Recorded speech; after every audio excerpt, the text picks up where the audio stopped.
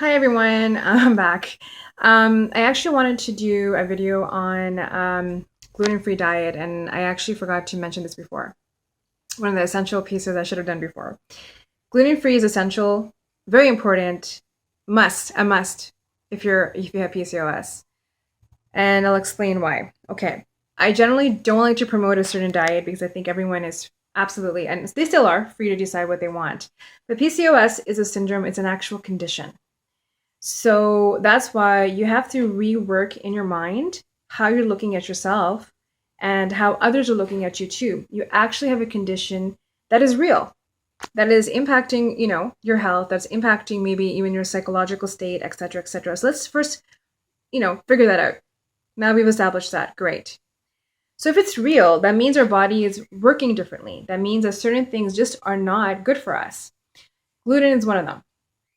Gluten, it doesn't process well in our already state of imbalance where our hormones are imbalanced. That's why we have PCOS, etc., etc.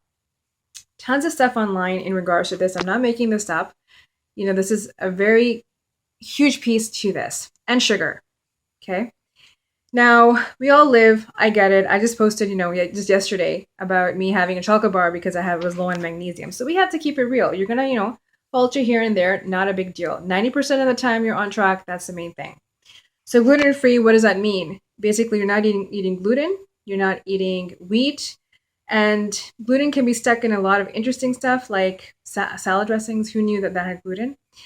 So again, your sensitivity will vary, from person to person. So yours will be different, but I encourage everyone to go 100%. There has been some links made between celiac disease and PCOS.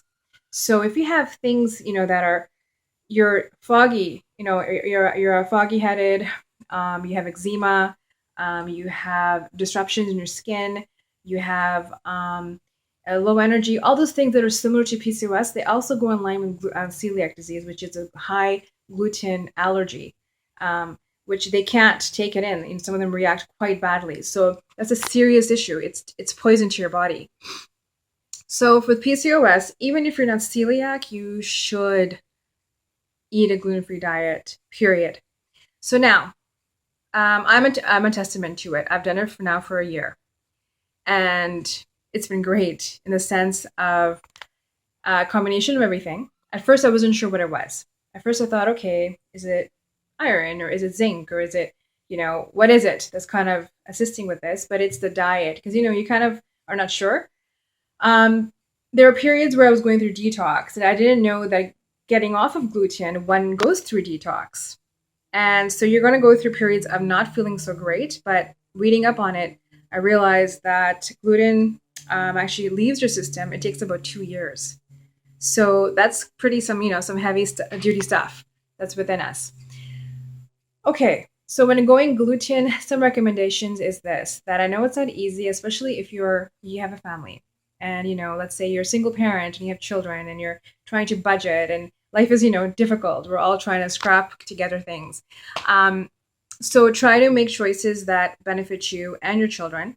Perhaps they're fine with gluten, that's fine. You can, have your sandwich in either a corn tortilla that's gluten-free, sweet potatoes, rice, other things to complement your meal. Tons of stuff on the internet, on Pinterest, great stuff when it comes to making your own crust, from cauliflower even, it's good stuff. But I understand people who want something easy, simple. So think about preparing early on or just making your meals just, easier in terms of your selection of what you want to make. So now if you're in a relationship and you have children and or just a relationship and your partner just isn't really on the bandwagon, you're going to have a discussion on this. The hardest part is other people, and it's always other people. It's disappointing to them when they invite you for dinner and you're like, really can't eat that, sorry. And for me, it's worse because, I don't eat meat either. So it's, it can be an issue. So dessert, gluten-free. If they didn't, desserts, if someone has pie, it's not gluten-free, can't have it or something. You get the drift. So essentially, you speak to people about it and you say that you cannot have this. And it's true, you can't. You cannot have this. I'm saying this, I mean, it could be controversial to some people. I'm just saying it straight up. You can't have it. It's not good for you. Now, once in a while, if you delve into it, go right ahead. But it does have implications on your body.